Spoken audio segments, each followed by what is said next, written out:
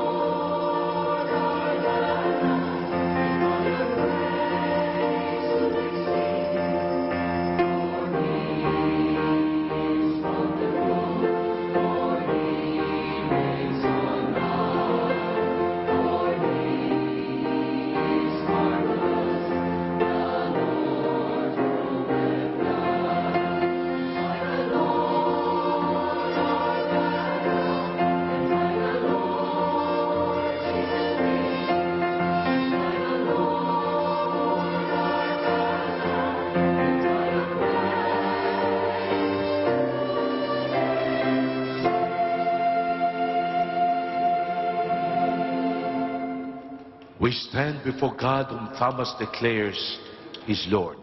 We stand before Him who is the lasting treasure. Today, we give Him thanks for having chosen us as His beloved people. We begin in the name of the Father, and of the Son, and of the Holy Spirit. Amen. The grace of our Lord Jesus Christ and the love of God and the communion of the Holy Spirit be with you all. And with your spirit.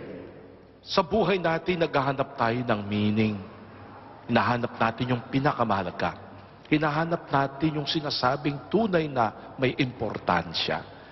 God presents Himself to be that. Sa mga pagkakataon, we look for other things to make us happy. We ask the Lord's forgiveness. You were sent to heal the contrite of heart. Lord, have mercy. Lord, have mercy. You came to call sinners. Christ, have mercy. Christ, have mercy. You are seated at the right hand of the Father to intercede for us. Lord, have mercy. Lord, have mercy. May Almighty God have mercy on us. Forgive us our sins and bring us to everlasting life. Amen. Glory to God in the highest.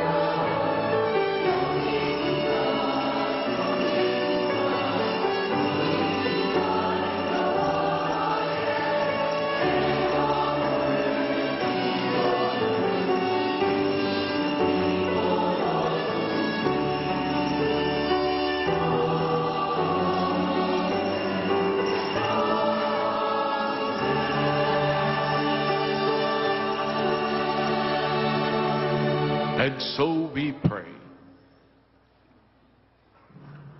Grant us, Lord, our God, that we may honor with all our mind and love everyone in truth of heart. Through our Lord Jesus Christ, your Son, who lives and reigns with you in the unity of the Holy Spirit, one God, forever and ever. Amen. Please be seated for the liturgy of the word. The Lord tells Jeremiah that his message will be opposed by those who are not open to the ways of God. But the Lord stands by the prophet against any opposition. The mission of Jeremiah prefigures that of the prophet Jesus of Nazareth, our first reading. A reading from the book of the prophet Jeremiah. The word of the Lord came to me, saying, Before I formed you in the womb, I knew you. Before you were born, I dedicated you. A prophet to the nations, I appointed you. But you gird your loins, stand up and tell them all that I command you. Be not crushed in their account, as though I would leave you crushed before them. For it is I this day who have made you a fortified city, a pillar of iron, a wall of brass against the whole land, against Judah's kings and princes, against its priests and people. They will fight against you, but not prevail over you, for I am with you to deliver you, says the Lord. The word of the Lord. Thanks be to God.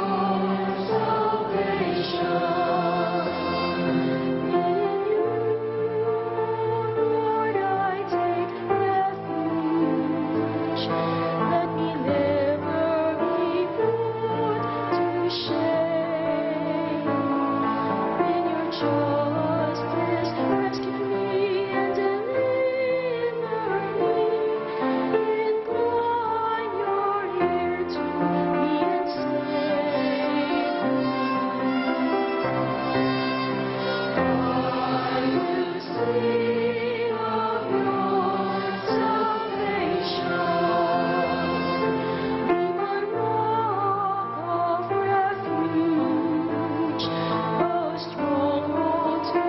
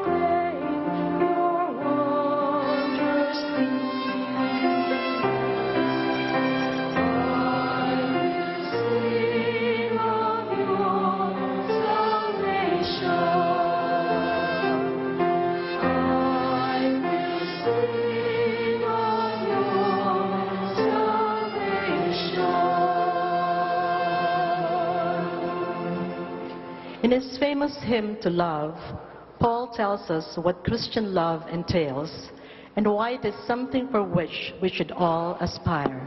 Our second reading. A reading from the first letter of St. Paul to the Corinthians. Brothers and sisters, strive eagerly for the greatest spiritual gifts, but I shall show you a still more excellent way. If I speak in human and angelic tongues, but do not have love, I am a resounding gong or a clashing cymbal. And if I have a gift of prophecy and comprehend all mysteries and all knowledge, if I have all faith so as to move mountains, but do not have love, I am nothing. If I give away everything I own, and if I hand my body over so that I may boast, but do not have love, I gain nothing. Love is patient. Love is kind. It is not jealous. It is not pompous. It is not inflated. It is not rude. It does not seek its own interests. It is not quick-tempered. It does not brood over injury. It does not rejoice over wrongdoing, but rejoices with the truth. It bears all things, believes all things, hopes all things, endures all things. Love never fails. If there are prophecies, they will be brought to nothing. If tongues, they will cease. If knowledge, it will be brought to nothing. For we know partially and we prophesy partially. But when the perfect comes, the partial will pass away. When I was a child, I used to talk as a child, think as a child, reason as a child. When I became a man, I put aside childish things. At present, we see indistinctly as in a mirror, but then face to face. At present, I know partially, then I shall know fully, as I am fully known. So faith, hope, love remain, these three. But the greatest of this is love. The word of the Lord. The Holy Gospel.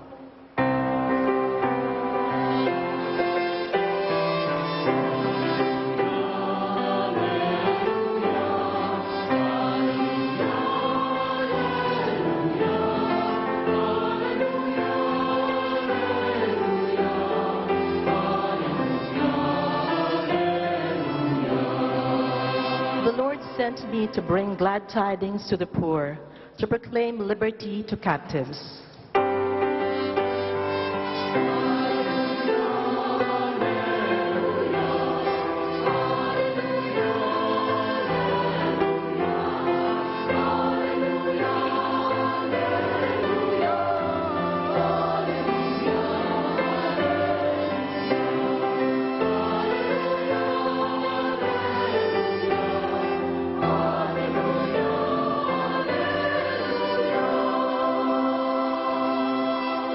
The Lord be with you. And with your spirit. The proclamation from the Holy Gospel according to St. Luke. Glory to you, O Lord. Jesus began speaking in the synagogue, saying, "Today the scripture passage is fulfilled in your hearing." And all spoke highly of him and were amazed at the wondrous words that came from his mouth. They also asked, "Isn't this the son of Joseph?"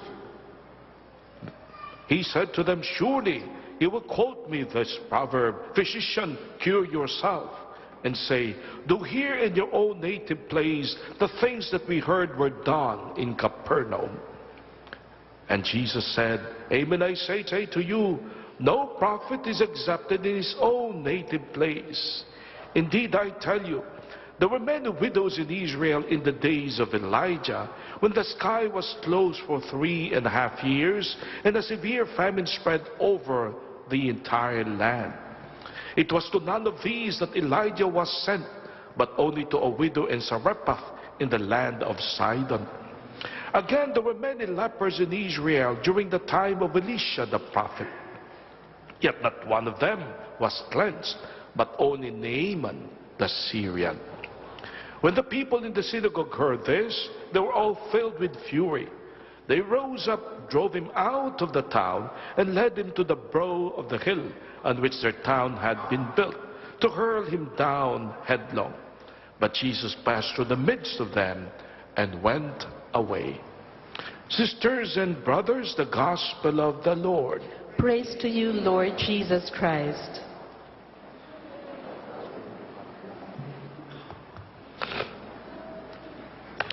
Mga ilang buwan na rin nakalipas, when I was going through the newspapers and discovered that there is pala a sermon written by a Father Alvarez who belongs to the Society of Jesus, a Jesuit.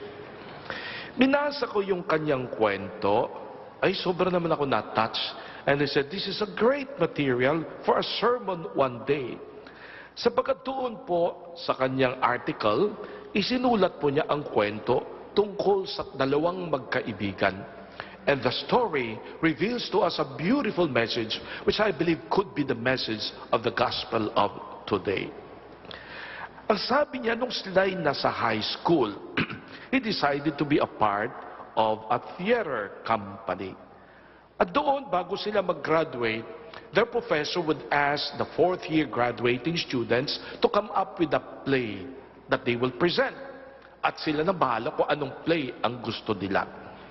A favorite, sabi niya, among the senior batchers was yung kwento ni Joel and Onofre, yung pagsanghan sa kaharian ng araw. The Kingdom of the Sun. Simple lang ang kwento, one plot lang naman yung presentation. The one-act play begins with Ponce and his friend who decided na, naku, kailangang maabot natin yung Kingdom of the Sun. Because in that Kingdom of the Sun, all our dreams would be fulfilled. All our desires we will achieve. Lahat ng gusto natin, we will get there when we are in the Kingdom of the Sun. Kaya nga lang, bago sila makarating sa Kingdom of the Sun, there were three other kingdoms they had to pass by. The kingdom of rain, the kingdom of wind, and the kingdom of darkness. At nang sila'y dumaan at nandun na natagpuan ng mga sarili in the kingdom of rain, they realized they will not be able to pass through unless they pay tribute to the king of the place. Tribute, ibig sabihin, mag-let go sila, magbibigay sila. So habang nagtitingin na yung dalawa, what do we let go? Tumingin daw sa kanya yung king of the kingdom of rain. He said, that. Meron siyang kwintas na talagang pinaghirapan ng kanyang ina. Halos maging buto na sa kalalabay yung kanyang ina. Maabigyan na ng konti itong anak. And so para sa kanya, yung kwintas na yung symbolize all the efforts, the love, the care, lahat ng pagkalinga ng kanyang ina. But the king of the rain, of the kingdom of rain said, that's what I want. In order to reach the kingdom of the sun, nisip niya, sige na, let go ko na. Si kinuha, ibinigay. And they were able to pass through. Pagdating nila sa kingdom of the wind, of winds, the king demanded. Pero si Onofre, wala na maibigay. Ngunit yung kasama niya, mayroong gitar, which really belonged to him, na talagang yun, pinagtrabahuhan niya yun para makuha. It has become a part of his life. It's the most precious para sa kanya, because it gave meaning to his talents and his arts, and everything else that seemed important. Wala silang magawa. Yung bata, inilet go ang gitara. Ang sakit. Pero they had to do that to make it to the kingdom of the sun. Pagdating nila sa kingdom of darkness, iba. Mas stricto yung hari doon. I want something special. Sabi ng dalawa, wala na kami may bibigay. I've given up my kwintas. He gave up the one important thing sa kanya, yung kanyang gitara. Now there is nothing else. Tumingin daw yung king of darkness and he said to Onofre, but you have each other. Alam mo sabihin, one of you has to give up the other, the friend. Nagtinginan sila. And then suddenly, nawala yung kanyang kaibigan. Tribute to the kingdom of darkness. Halos maiyak si Onofre. Pero sabi niya, But anyway, I will now make it to the kingdom of the Son. Yung tatlong kingdoms na yun, grabe ang decorations. Talaga ang detalye sobra. Everything was filled up, even in the stage. Pagdating niya sa kingdom of the Son, he was so excited, he was squirting his eyes kasi sobrang lakas ng ilaw. Pero nang finally naka-adjust yung kanyang mata doon sa kingdom of the Son, he looked at the whole place and realized, nothing. Nothing.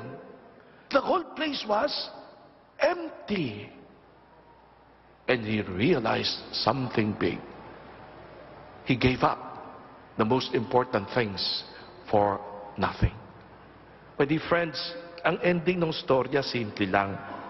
Ang sabi niya, as Ponce breaks down, sumisigaw siya, nadidig ng audience, hindi ka ba nangangamba na bangalang araw ay gumising ka at matutuklasan na mali ka pala, na lahat ng iyong tinapon, binaliwala, hindi binigyan halaga ang siyang mga tunay na mahalaga. This is our challenge every day, my dear friends. That you will one day wake up and discover that what you have been pining for, the things that you've been wanting, pursuing, and in the process we're giving up a lot of things, are in the end not that really important. At in fact, yung mga bagay na binaliwala mo let go, yun pala ang tunay na makapagbibigay meaning sa iyong buhay. Sabi ni Father, sabi niya, no dream is worth giving up when it means you have to give up your family, your friends, your values, your beliefs. Ano ba yung pinakamahalaga para sa iyo na hindi mo kayang i-let go yun kahit anuman ang mangyari? Ano ba yung mga bagay na pwede palang i-let go para sa isang bagay na talagang sobrang mahalaga? My dear friends, for Jesus, klaro yun. He went back to his own place, and of course everybody was excited about his presence. We have heard you were doing miracles left and right. Now do for us what you have done in other places. Jesus could have pleased these people. Anong kaibahan ng politiko at ng propeta? Yung politiko, pangangakuan ka. Yung politiko will try to please you. Yung politiko sasabihin sa iyo, hindi yung totoo o hindi yung dapat mo mapakinggan, kundi kung anong gusto mong mapakinggan. A prophet will dare take the risk, katulad ni Jesus, na pwedeng hindi siya magustuhan, that he will displease people, that he will make people angry, that he will make people so angry they even want to kill him. But he had to tell them what he must tell them, what they must know. My dear friends, para kay Jesus, klaro yun, bulat sapul pa nung siya'y ipanganak. For me, pinakamahalaga, matupad ang kagustuhan ng Diyos. Ang pinakamahalaga sa buhay ko, ang Diyos na aking Ama. May kinasal po ko nung last Thursday. They come from very well-off families, mga kilala. In fact, yung reception sa Polo Club, who's who? Yung mga naandun, very formal, social, at kung sino-sino, politicians, mga mayayaman, bankers, ambassadors. Ito sa place na habang tumitingin ka, sabi lang, puro big time to. Kasi puro big time naman yung mag-asawa. Pero nakakatuwa, sa Polo Club, Forbes Park ang reception, nagdesisyon dalawa na ang kasal gawin sa San Sebastian, Manila. Sa layo nun. Traffic. Maganda yung simbahan, pero wow naman. May Forbes Park naman. Mayroon namang iba dyan, Corinthians man lamang malapit-lapit. But to go to Manila, what the heck is happening? Hindi pa naman aircon yung lugar. Sila lahat nakasuot at kung ano-ano. Sabi ko, why insist on that? Until I realized why. Sabi ni Miguel sa akin, because Father, one of our first dates when we decided kami na, was in San Sebastian Church. Sabi ko, date sa simbahan? Baka, parang iba to. Alam mo, nang sinabi ko yan, gumano siya. Ang ibig sabihin, bakit hindi? Bakit hindi? For him, mahalaga that at the very beginning ng kanilang kasal, they have to be clear of the things that are important. In fact, ito na-discover ko. Alam niyo naman yung proposal. Pag nag-proposal, kayong lalaki nag-iisip yan, paano ko kaya gagawing sobrang drama?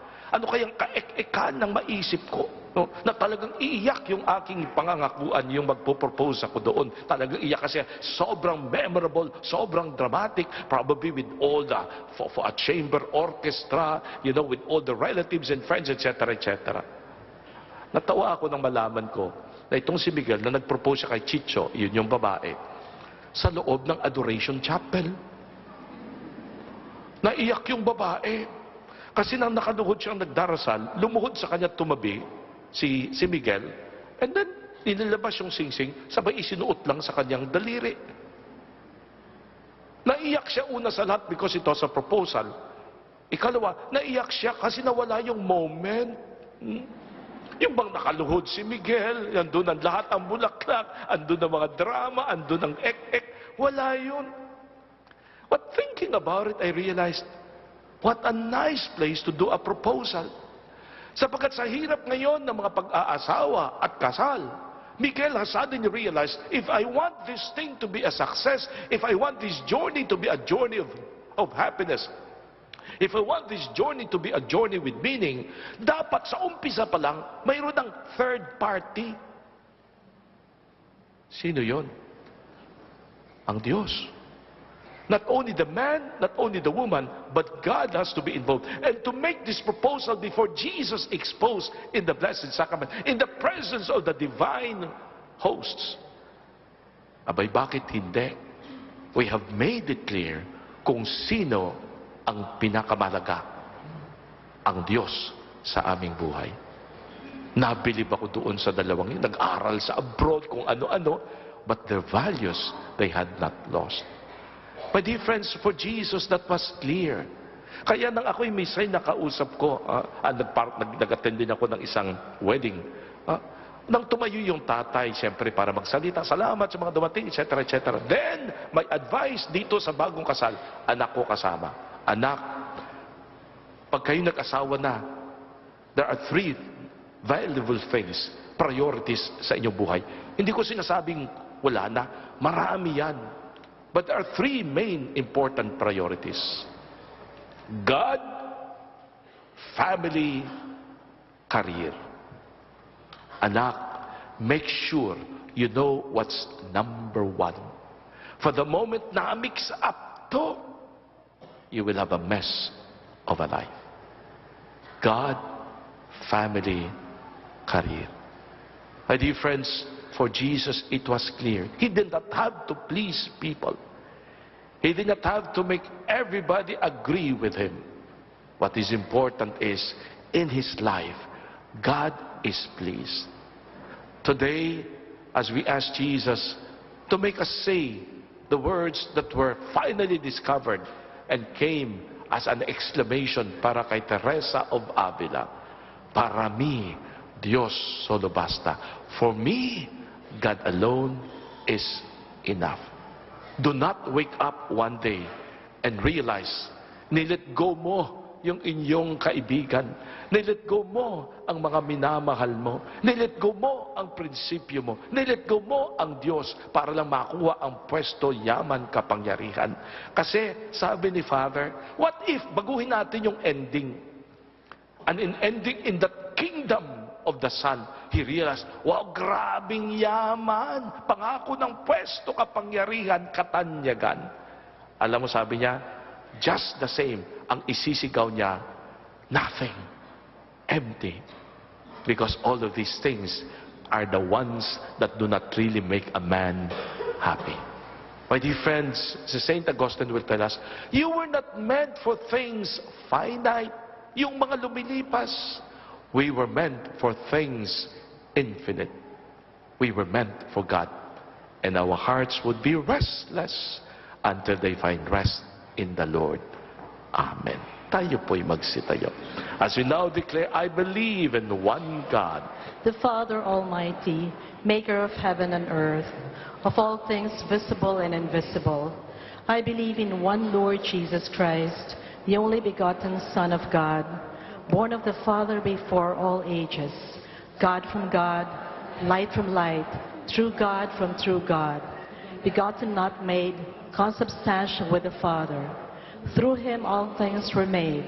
For us men and for our salvation, he came down from heaven, and by the Holy Spirit was incarnate of the Virgin Mary and became man. For our sake he was crucified under Pontius Pilate. He suffered death and was buried, and rose again on the third day in accordance with the Scriptures. He ascended into heaven and is seated at the right hand of the Father. He will come again in glory to judge the living and the dead, and his kingdom will have no end. I believe in the Holy Spirit, the Lord, the giver of life, who proceeds from the Father and the Son, who with the Father and the Son is adored and glorified, who has spoken through the prophets. I believe in one holy, Catholic, and Apostolic Church. I confess one baptism for the forgiveness of sins, and I look forward to the resurrection of the dead and the life of the world to come. Amen. Let us now pray to the Father for an open heart, that we may discern his will in the challenges that we meet each day. Let us humbly pray. Sustain us in your love, Lord. Sustain us in your love, Lord. That those who serve the Church may always stand up for the gospel values and never be dismayed or discouraged by opposition or lack of response. We pray. Sustain us in your love, Lord. That those in positions of power and leadership may not become abusive, corrupt, or dishonest, but lead through their example of upright living and dedicated service. We pray. Sustain us in your love, Lord. That the candidates and the electorate may take to heart not just the concerns of their party, groups, or families, but think of the greater good of the country. We pray. Sustain us in your love, Lord. That there may be more men and women who will accept the Lord's calling despite their inadequacies and human weakness. We pray. Sustain us in your love, Lord. That the lonely, the poor, the sick, and all those who suffer may turn their weakness into strength by joining their suffering with the cross of Christ for the salvation of the world. We pray. Sustain us in your love, Lord.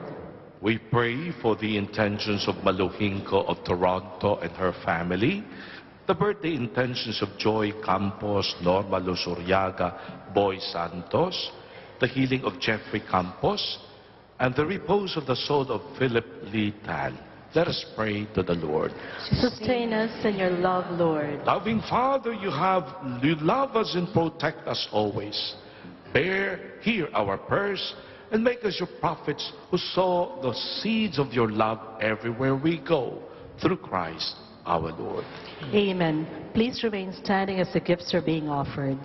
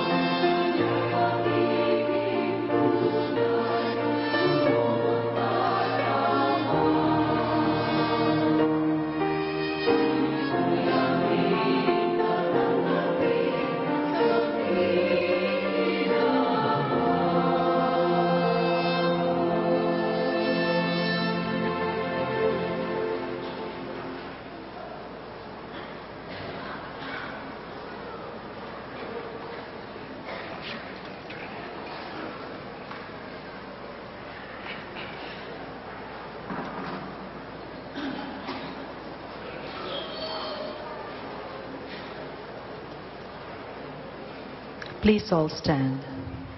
Pray, my dear friends, that your sacrifice and mine be made acceptable to God, the Almighty Father. May the Lord accept the sacrifice at your hands for the praise and glory of his name, for a good and the good of all his holy church. O Lord, we bring to your altar these offerings of our service. Be pleased to receive them, we pray, and transform them into the sacrament of our redemption through Christ our Lord. Amen. The Lord be with you. And with your spirit. Lift up your hearts. We lift them up to the Let Lord. us give thanks to the Lord our God. It is right and just. It is truly right and just, our duty in our salvation, always and everywhere to give thanks, Lord, Holy Father, Almighty and eternal God, to Jesus our Lord. For when your children were scattered afar by sin, to the blood of your Son and the power of the Spirit, you gathered them again to yourself, that the people formed as one by the unity of the Trinity, made the body of Christ and the temple of the Holy Spirit, might to the praise of your manifold wisdom be manifest as your church. And so in company with the choirs of angels we praise you, and with joy we proclaim.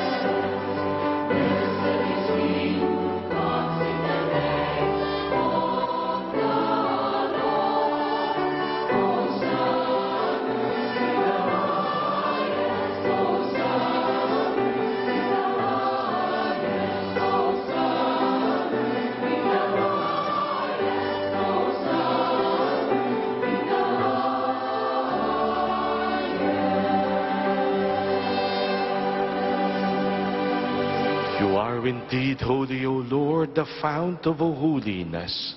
Make holy, therefore, these gifts, we pray, by sending down your Spirit upon them like the dewfall, so that they may become for us the body and blood of Jesus Christ our Lord.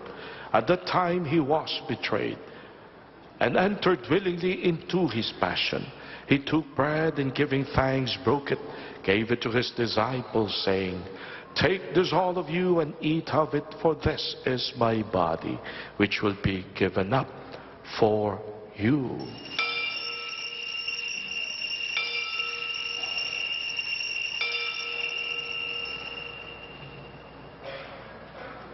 In a similar way, when supper was ended, he took the chalice, and once more giving thanks, he gave it to his disciples, saying, "Take this all of you and drink from it, for this is the chalice of my blood, the blood of the new and eternal covenant, which will be poured out for you and for many for the forgiveness of sins.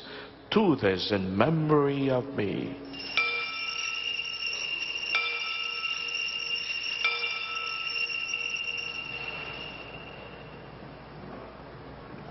The mystery of faith.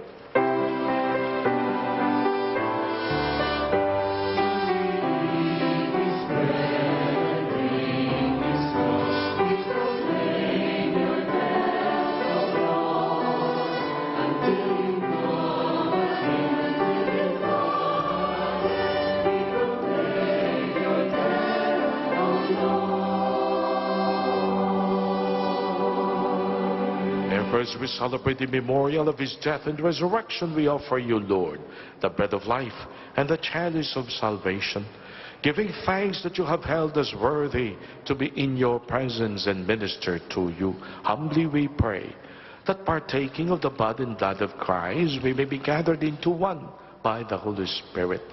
Remember, Lord, your church spread throughout the world, and bring it to the fullness of charity, together with Francis, our Pope, with Luis Antonio, our Bishop, and all the clergy. Remember our brothers and sisters who have fallen asleep in the hope of the resurrection, and all who have died in your mercy. Welcome them into the light of your face. Have mercy on us all, we pray, that with the Blessed Virgin Mary, Mother of God, with Blessed Joseph, her spouse, with the blessed apostles, and all the saints who have pleased you throughout the ages, we may merit to be co-heirs to eternal life, and may praise and glorify you through your Son, Jesus Christ. Through him, with him, and in him, in the unity of the Holy Spirit, all glory and honor is yours, Almighty Father, forever and ever.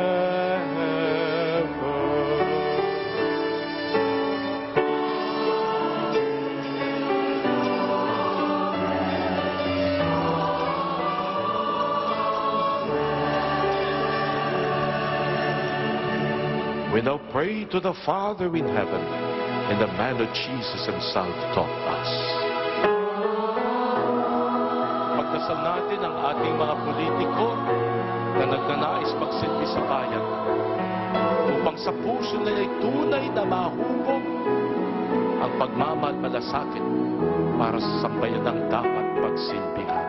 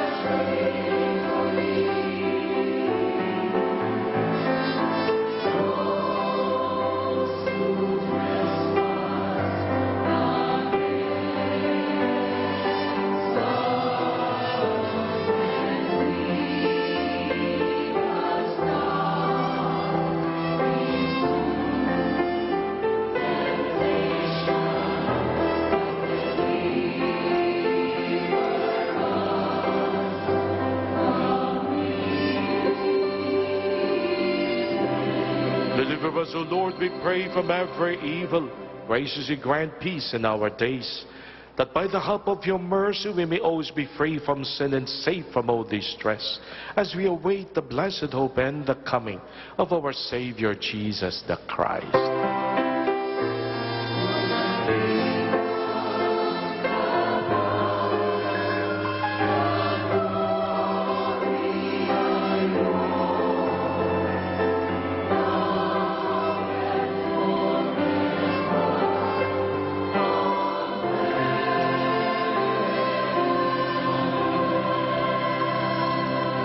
Lord Jesus Christ, who said to your apostles, "Peace I leave you, my peace I give you," look not on our sins, but on the faith of your church, and graciously grant her peace and unity in accordance with your will, who live and reign forever and ever.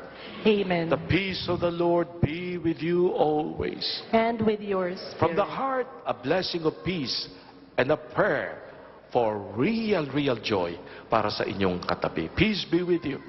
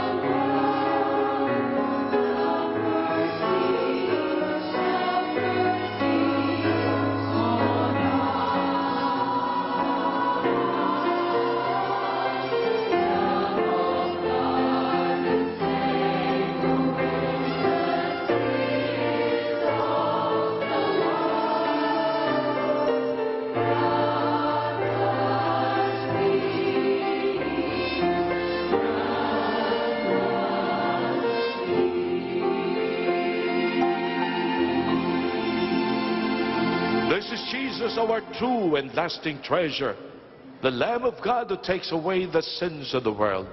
Happy are we who open our hearts to welcome him. Lord, I am not worthy that you should enter under my roof, but only say the word, and my soul shall be healed.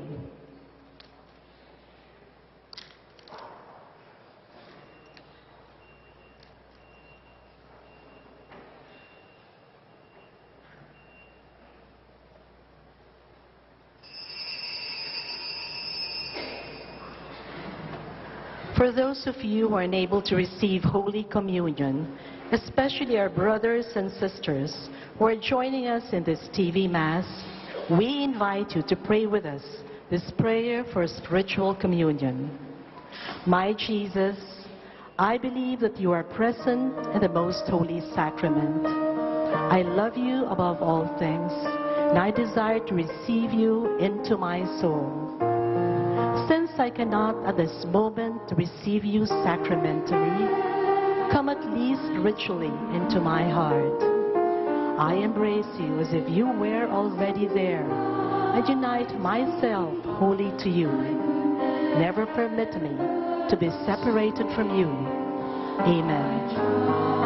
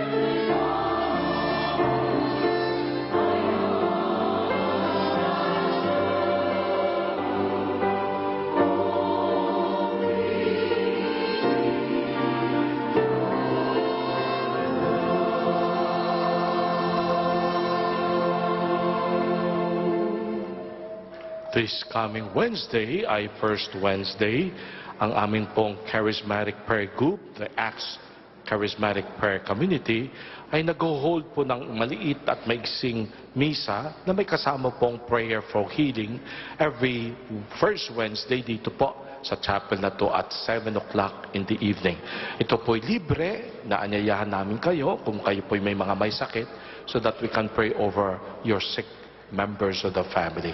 7 o'clock Wednesday dito po sa chapel ng Eucharistic Lord SM Mega Mall. Manalangin po tayo. Now, as by these redeeming gifts we pray, O Lord, that through this help to eternal salvation, through faith, may ever increase. Grant this through Christ our Lord. Amen. Nagkakaugaga tayong hanapin ang kaligayahan. Ang nakakatakot is we may let go, ibaliwala, hindi bigyan importansya at mahalaga the things that truly in the end give us meaning. The values of family, our belief in God. Let's call on Jesus now to seek the will of the Father first and know that in God we have found our lasting treasure, the pearl of great price, the one that never passes away. Jesus, be Lord, be our God. Say it once again, Jesus. Basbasan niyo po kami na hindi po mawala sa amin ang pinakamalaga sa lahat. Ikaw, na sa aming puso'y nagnanais maghari bilang Panginoon at bilang Diyos. Sana po aming ding matutunan ang halaga ng kaibigan, ng pamilya, ng paniniwalang tapat.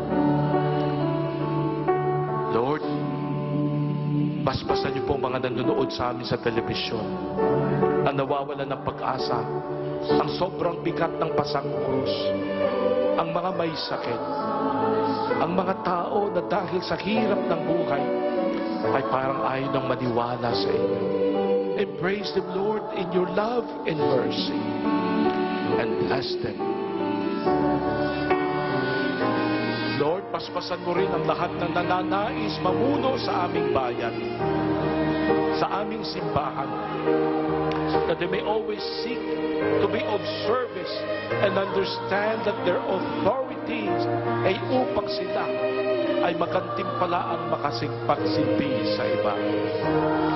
Jesus, loving Lord, God of healing, God of grace, have mercy on your people.